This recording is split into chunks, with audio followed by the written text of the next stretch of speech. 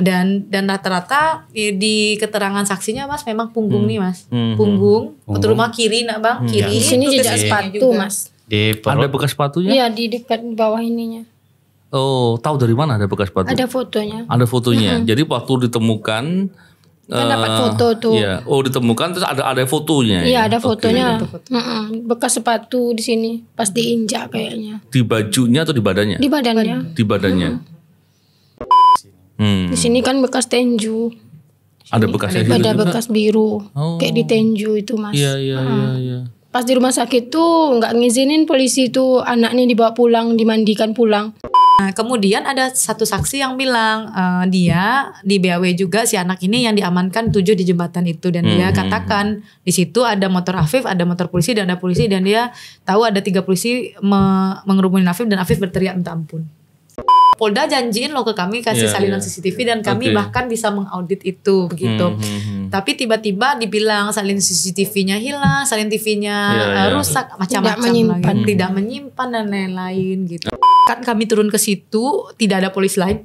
Kacau banget kan. Tuh TKP-nya dulu ada apa begitu. Apa yang mau di skenariokan. Jadi kami ngerasa sebagai PH tuh sepertinya polisi melakukan pembenaran atas statement-statementnya. Kalian diapain gitu, bercerita lah mereka gitu. Yang di Sulut Rokok itu cerita, kalau saya dibilang kamu dari partai apa, kamu akan tawuran. Kalau jawab enggak aja cus gitu. Disulut sampai 15, akhirnya nyerah. Iya Pak, tawuran. Ada bekasnya? Ada Mas, yang itu.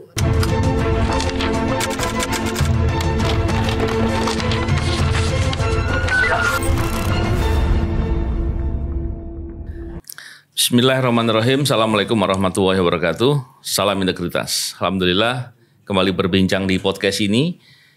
Kali ini kita membincangkan terkait dengan masalah almarhum Afif Maulana. Ya, ini masih terus dibincangkan dan sepertinya masih banyak persoalan yang belum yang mestinya diselesaikan tapi belum kunjung ada kejelasan. Bersama dengan kita ada Mbak Indira, kuasa hukum dari keluarga Afif ya, dan ada orang tua bapaknya dan ibunya ya, Bu Anggun dengan Rinal Pak. Pak Rinal. Maaf saya kadang nggak suka lupa ya. Terima kasih yang pertama atas waktunya yang bersedia hadir dan tentunya saya prihatin sekali atas semua yang terjadi ya dan semoga keluarga tetap sabar dan tetap mau untuk mengupayakan tercapainya suatu keadilan ya, karena ini masalah yang nggak boleh dibiarkan tentunya. Sebelum membicarakan lebih jauh, saya ingin mendapat cerita dulu nih, mungkin Mbak Indira aja, untuk menggambarkan apa sih yang sebenarnya terjadi dan proses sekarang seperti apa dan harapan-harapan yang ingin dicapai seperti apa. Ya. Jadi sebenarnya keluarga itu datang ke kantor itu 12 Juni lalu Mas Novel. 12 Juni ya. Afif itu ditemukan pada 9 Juni dan kemudian kami dibantu oleh keluarga mendatangi saksi-saksi yang bisa menceritakan apa yang terjadi pada tragedi Kuranji 9 Juni lalu itu. Di situ LBH bertemu dengan teman-teman yang masih hidup dan banyak tanda kekerasan di tubuhnya. Dan tim investigasi LBH Padang sendiri melihat itu dan kami juga menemukan foto-foto mereka yang ada di Sulut Rokok, yang ditendang, bekas dipukul manau begitu. Jadi kami sangat meyakini malam itu ada penyiksaan dari kepolisian. Sebetulnya apa sih yang terjadi saat itu sehingga sampai ada penyiksaan, sampai ada tindakan kepolisian? Apa sih yang terjadi sebenarnya?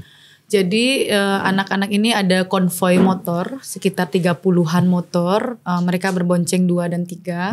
Diduga mereka saat itu akan melakukan tawuran di wilayah Balai Baru. Jadi mereka lurus dari arah diduga akan tawuran. Diduga akan tawuran. Jadi belum ada apa-apa nih ya? Belum apa-apa. Lalu kemudian ada yang membawa senjata memang. Lalu kemudian di Simpang 4 Durian Tarung Ampang itu mereka bertemu dengan Ditsamapta dan terjadi kejar-kejaran mulai dari Polsek Kuranji hingga Jumatan Kuranji sampai daerah Balai Baru begitu. Dan saya mengatakan di tempat Mas Novel ini tidak ada tawuran malam itu Mas. Tapi dugaan akan tawuran kemungkinan iya. Tetapi saat itu bukan seperti orang lagi tawuran, 2 tawuran. Ada 2 geng yang bertarung dan polisi datang, nggak seperti itu. Tetapi mereka diduga tawuran dan dikejar-kejar sama motor begitu ya. Dan ada yang ditendang, lalu terjatuh, diamankan, lalu kemudian ada penyiksaan, sampai kemudian ada satu anak yang mayatnya tiba-tiba ada di bawah jembatan Kuranji. Itu kalau dilihat dari urutan waktu, kejadian itu jam berapa sih? 3:30 Mas. Setengah Pagi, 4 dini pagi hari. ya, dini hari. Oke. Terus ada tindakan mungkin ada yang diamankan atau ditangkap atau seperti apa? Itu kan mestinya kejadiannya pagi semua tuh. Nah, sedangkan almarhum Afif itu ditemukannya jam berapa? Jam 11.55 siang ya. Siang dia. 11.55. Ya. Nah, waktu kejadian itu kan barangkali ada orang-orang yang mungkin dilakukan tindakan kepolisian, diamankan atau ditangkap. Afif ada di mana waktu itu? Waktu itu sebenarnya ada 18 orang yang diamankan. Ya. Jadi tidak mereka termasuk Afif atau termasuk tidak, Afif? waktu itu tidak termasuk Afif dari 18 orang itu. Jadi kemudian mereka dikumpulkan, ada yang spotnya di BSI, ada yang di jembatan, ada yang sebelum Polsek Kuranji juga, lalu dikumpul semua ke Polsek Kuranji pada pada dini hari itu, dan kemudian terjadi tindak penyiksaan itu mulai dari jembatan sampai ke Polsek Kuranji begitu. Jadi ketika habis subuh lah sekitar jam 7 Mas, dia bawa ke Polda Sumbar. Lalu di Polda Sumbar sekitar jam 11 baru mereka dijemput oleh orang tuanya. Oh, berarti yang 18 itu 18 dibawa ke Polda. Ke Polda. Setelah itu baru dijemput keluarganya. Dijemput keluarganya. Lalu Afif tidak ditemukan. Tiba-tiba keluarga tahu jam 6 sore dari media sosial. Afif sudah ada foto-foto jenazah, dan itu terduga Afif dan Kak Anggun itu ditelepon oleh temannya, diberitahukan, dan keluarga mendatangilah Polsek Kuranji pada jam 6 sore, pada sore hari ya Kak. 6:30-an. Di situ pas di Polsek Kuranji dia langsung katakan anak ibu tawuran, anak ibu lompat begitulah, dan jadi cekcok antara keluarga sama kepolisian begitu. Iya. Saya tanya sama keluarga nih, dari mungkin nanti ibunya atau bapaknya yang bisa cerita ya. Awal kejadiannya itu seperti apa? Maksudnya ini kan kejadian jam 3:30 pagi nih.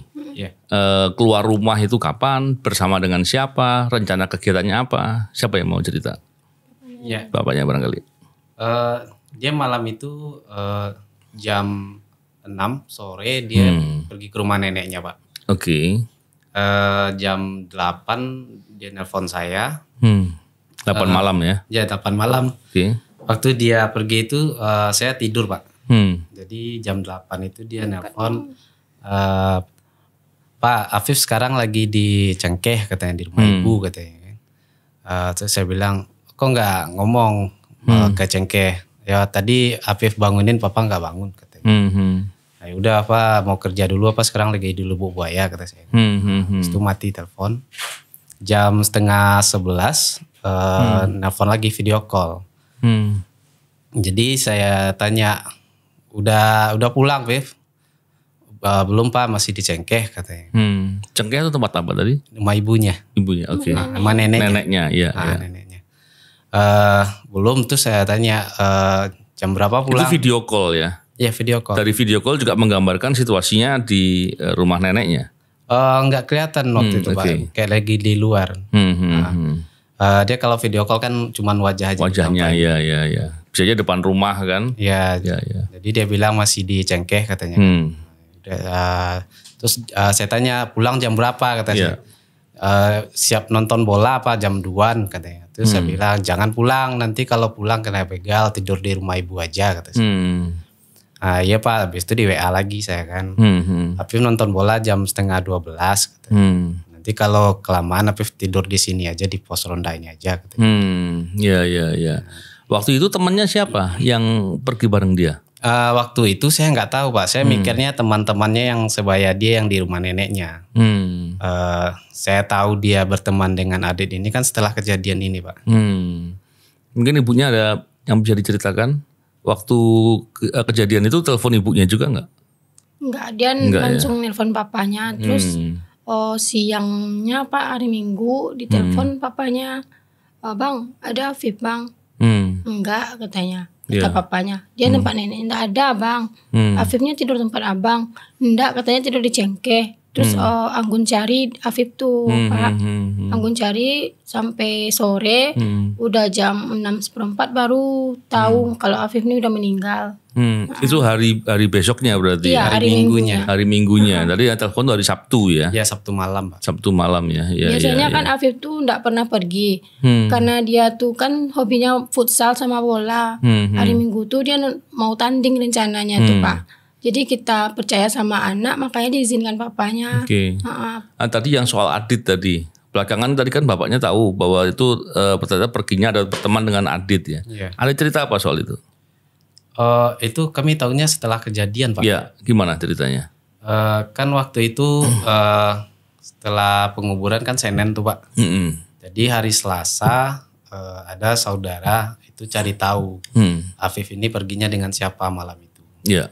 Jadi cari-cari informasi, ketemulah kan informasi dari teman-teman ini, anak saya juga teman si Adit. Jadi kami coba bertemu dengan si Adit, awalnya itu kan susah Pak ketemu sama dia karena dia takut lagi dicari polisi katanya. Iya. Takut dia. Jadi kami coba. Karena ikut di penangkapan 18 orang itu bukan? Iya, jadi kami coba temannya untuk manggil kan. Dia menolak karena takut ada polisi nanti di sana katanya. Kami coba telepon kakaknya yang datang buat mastiin memang di rumah kami itu nggak ada polisi gitu Pak. Setelah aman, kakaknya merasa aman, memang nggak ada polisi. Jadi kakaknya yang nelfon si Aditnya, si A ini. Baru si Adit datang. Datang itu baru kami tanya malam itu kejadiannya apa, kenapa si Afif bisa meninggal gitu. Iya. Terus apa dia bilang dia malam itu dari kumpul-kumpul, habis itu dari Cengkeh ke Gaung dan mau ke arah Balai Baru katanya. Dan pas di simpang Durian Tarung itu dikejar sama polisi, ada yang teriak KLX gitu Pak. Jadi mereka ini respon langsung tancap gas. Dan anak saya ini motornya ditendang sama polisi sampai terjatuh. Jadi si A ini bilang, itu kata siapa tuh? Yang teman-temannya itu ya, yang cerita. Yang satu motor sama dia. Oh, satu motor. Dia satu motor sama siapa? Si Adit. Sama Adit. Iya. Naik motornya siapa? Motor anak saya, motor nenek kakeknya. Iya. Jadi kebetulan malam itu Afif ini kan bawa motor kakeknya Pak. Iya. Terus tadi yang dibilang bahwa kumpul-kumpul segala macam. Emang yang kumpul-kumpul ada berapa orang? Diceritakan nggak? Katanya rame Pak, cuman nggak pasti berapa. Karena habis nonton bola tadi ya? Iya, kalau alasan anak saya kan nonton bola. Iya. Nonton bola tuh di posko dekat di rumah posko. Adit. Nonton di TV. Iya, nonton di TV ya. Dekat rumah si Adit ini di Cengkeh. Iya. Nah tadi ketika kemudian besok paginya, tadi yang diceritakan kan teleponan malam, besok paginya. Cerita pertama kali mendapat informasi bahwa anaknya Bapak meninggal itu siapa yang memberitahu dan gimana ceritanya? Aku kan lagi cari-cari Afif. Jadi ada teman yang nelpon sebentar lagi cari anak belum pulang. Terus ada teman tuh yang bilang sebentar di teleponnya lagi mati telepon tuh kan Pak. Dikirimnya foto Afif nih. Ada teman yang ngirim. Iya. Dia tahu dari mana? Dia polisi juga Pak. Oh dia polisi juga. Tapi dinas Solo. Iya. Jadi kemudian diberitahu kondisi meninggal. Itu jam berapa? Jam 6:30. 6:30? Iya. Pagi? Malam ya. Oke, maghrib. Ketika diberitahu, terus apa orang tua kemana? Kita langsung ke Polsek Kuranji Pak. Ke Polsek? Nggak ke rumah sakit? Enggak, kita ke Polsek Kuranji dulu. Terus? Pas nyampe di Polsek Kuranji, polisi itu bilang anak ibu tawuran, marah-marah dia. Terus keluarga minta otopsi, visum Pak. Dibilang polisi itu anaknya nggak punya SIM, nggak bisa di visum katanya. Hubungannya SIM sama visum apa? Dibilangnya itu marah-marah polisi di situ tuh. Nah, terus setelah datang ke Polsek, bisa lihat jenazahnya kapan? Ke hari itu juga ke Bayangkara kita. Ke rumah sakit Bayangkara. Iya. Karena malamnya habis di Polsek itu kami langsung ke Bayangkara Pak. Oke. Itu sampai di sana juga nggak dibolehin awalnya karena disuruh temui penyidik dulu, minta izin sama penyidik. Saya yang ke Polresta nemui penyidik Pak. Dan Anggun sama yang lain, keluarga yang lain nunggu di Bayangkara. Iya. Mbak Indira, kalau dari kuasa hukum ya, ketika mendapat cerita tadi, dapat informasi nggak ketika almarhum Afif dibawa ke rumah sakit, itu dibawanya kapan? Ya kan? Dibawa dari mana ke mana? Pastinya ke rumah sakit kan, ke rumah sakit Bayangkara kan. Cuma berangkatnya dari mana? Terus dokter yang menangani atau yang menerima pemeriksaan pertama kali siapa? Itu dapat cerita? Kalau itu ceritanya masih terputus-putus Mas Novel. Jadi kami tahunya sebenarnya Afif itu ditemukan 11.55 itu oleh karyawan salah satu restoran dekat situ mau buang sampah dan diangkat mayat itu sekitar pukul 2 Mas. Pukul 2 dan kemudian kami nggak terima tuh. Kalau keluarga sebenarnya ingat beberapa dokter yang waktu itu di Bayangkara karena sempat debat-debat juga, tetapi memang nggak tahu ya Bang namanya siapa begitu. Namanya nggak tahu tapi tahu wajahnya. Iya. Dan itu yang kita dapatkan informasinya. Jadi waktu itu sebenarnya ketika tanggal 12 itu datang ke kantor Bang, kami minta dihadirkan anak Aditya itu ke kantor. Jadi langsung bercerita, tetapi kondisinya waktu itu sangat tertekan ya. Trauma barangkali ya. Trauma dan dia bilang waktu itu memang ada ajakan melompat dari Afif. Lalu kami tanyakan lagi, apakah kamu melihat dia melompat begitu. Kami yakinkan dia lagi begitu. Lalu kemudian kalau di video pertamanya itu sebenarnya dia mengatakan dia langsung dibekuk dan melihat Afif dikerumunin polisi begitu. Ketika di kerumunin polisi di mana? Di jembatan. Di jembatan itu. Di jembatan. Dan kemudian kami berpikir waktu itu, wah nggak bisa nih anak kayaknya lagi stres, kita ini dulu trauma, trauma dulu, kita kuatin dulu, baru kita tanya lagi begitu.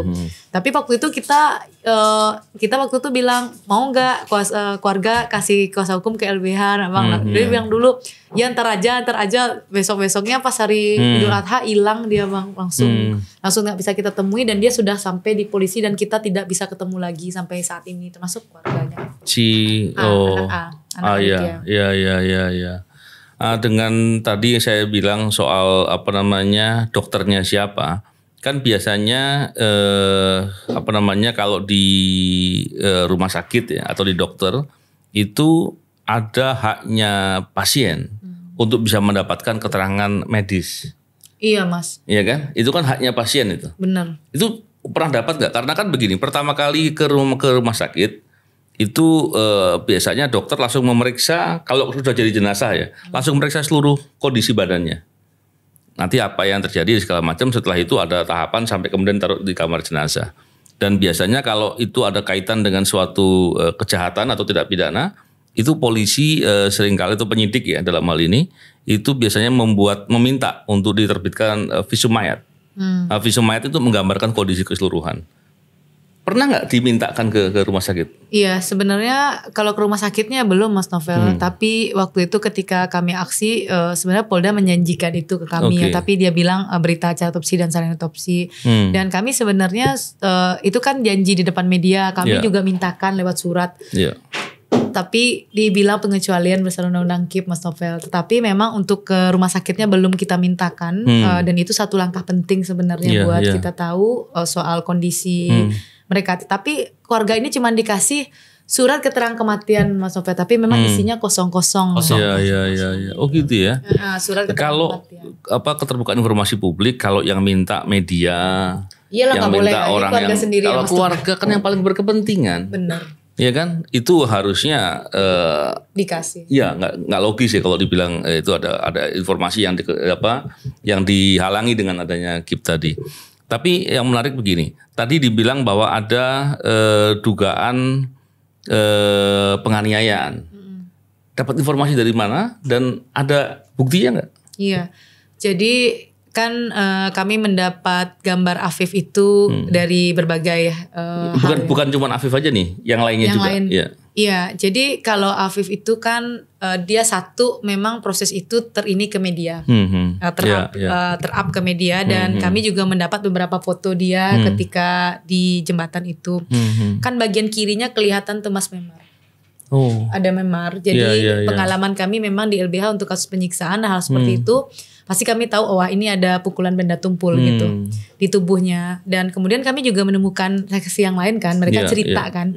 Kalian diapain gitu, ceritalah mereka gitu. Yang disulut rokok itu cerita. Kalau saya dibilang kamu dari partai apa, kamu akan tawuran. Kalau jawab enggak aja cus gitu.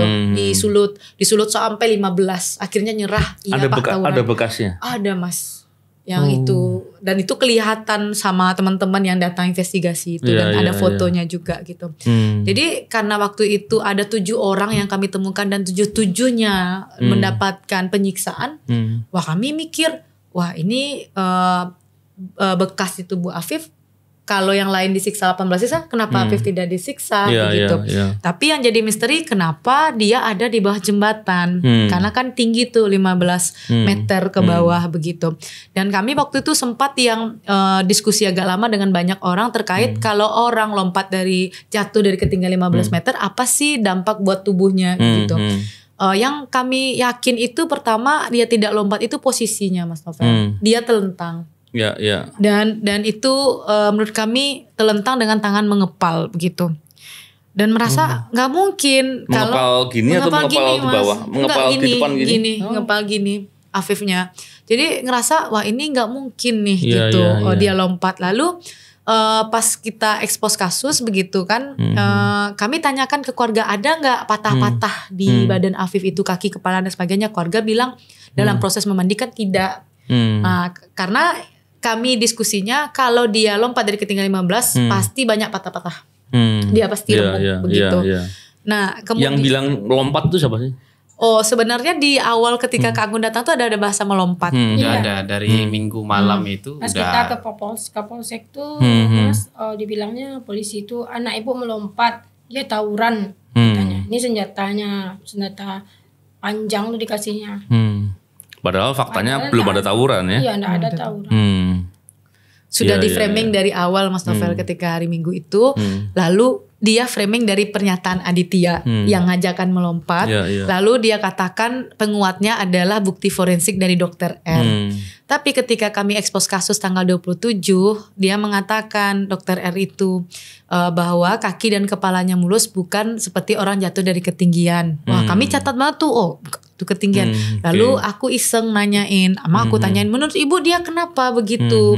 Lalu dia katakan ini bukan apa-apa ya karena miring, ini posisinya kepleset nih gitu. Lalu aku bilang ke Polda, catat ya Pak, Bapak bilang lompat, ini forensiknya bilang kepleset ya gitu. Itu sampai 2 kali Mas Novel. Kepleset itu kepleset di atas atau di bawah? Iya, mau kepleset dari atas Mas. Iya, kalau di atas kepleset jatuh juga kan. Kalau keplesetnya di bawah lain lagi. Gitu. Jadi yang meyakinkan satu lagi defensifnya polisi sebenarnya Mas Novel. Jadi trial by the press itu lalu jawaban-jawaban sama keluarga misalnya dia jatuh dari sebelah kiri melompat dari kiri. Bang Nal jawab, "Tidak Pak, anak kami di tengah jembatan." Lalu dibedain lagi statementnya. Jadi dirubah-rubah statementnya sama kepolisian Mas Novel, dan itu kelihatan sama kami. Kenapa begitu ya gitu? Apa yang sangat meyakinkan Kapolda kalau dia melompat, kalau dari hasil tubuhnya itu tidak terlihat ciri-ciri dia itu jatuh dari ketinggian 15 meter gitu. Bahkan Mas Novel ada di satu konferensi pers, Polda itu bilang bukan 15 meter loh Mas, 55 meter.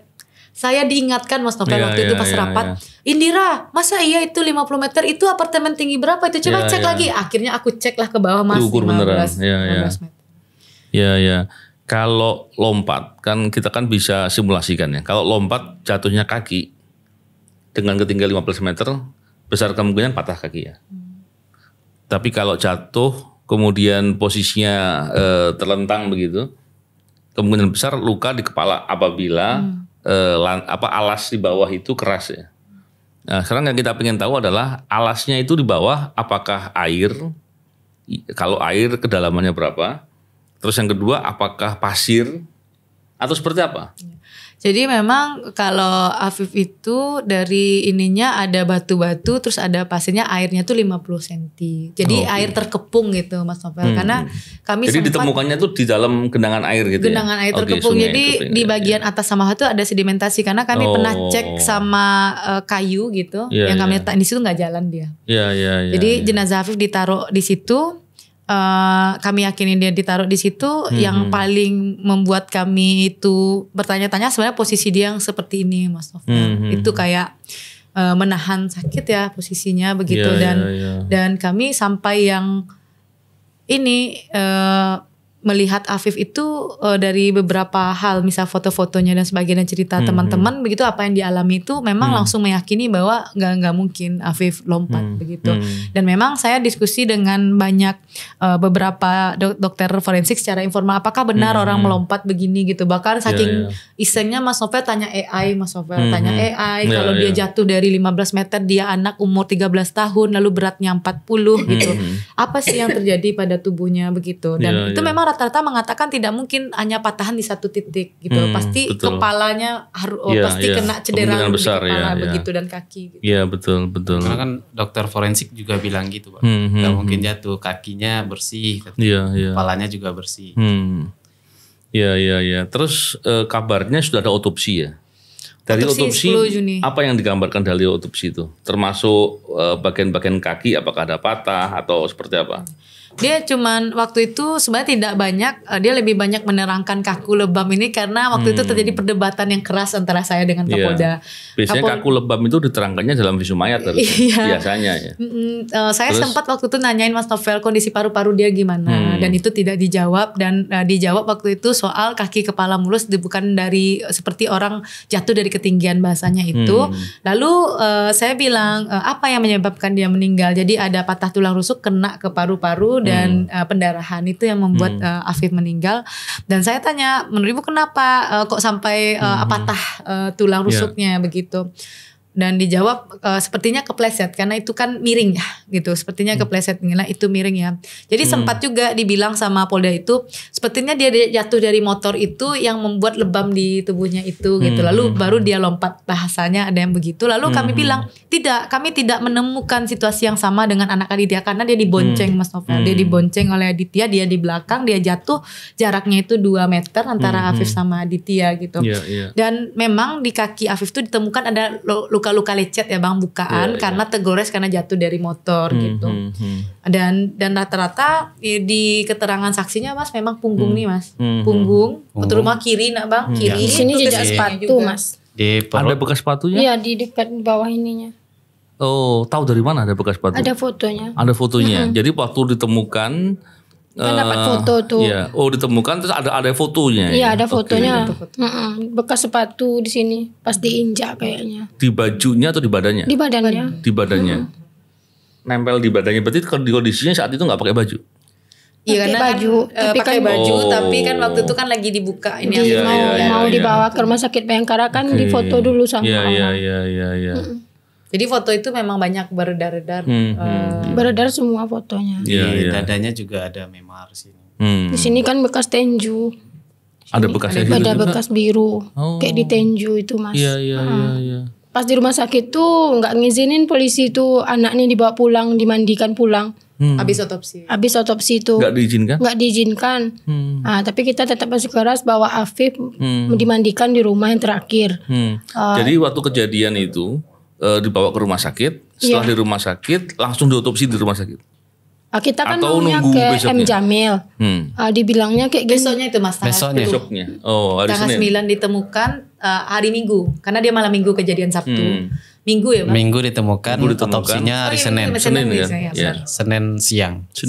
Jam 3. Dipaksanya jam 2 otopsinya di rumah sakit ini aja, kata Bayangkara aja. Kalau di rumah sakit lain biayanya 20 juta katanya. Awalnya mau di M Jamil. Iya, dipaksanya suruh di situ di Bayangkara aja Mas katanya. Iya. Jadi setelah banyak kejanggalan tadi, kemudian ada rencana untuk ekshumasi ya. Iya.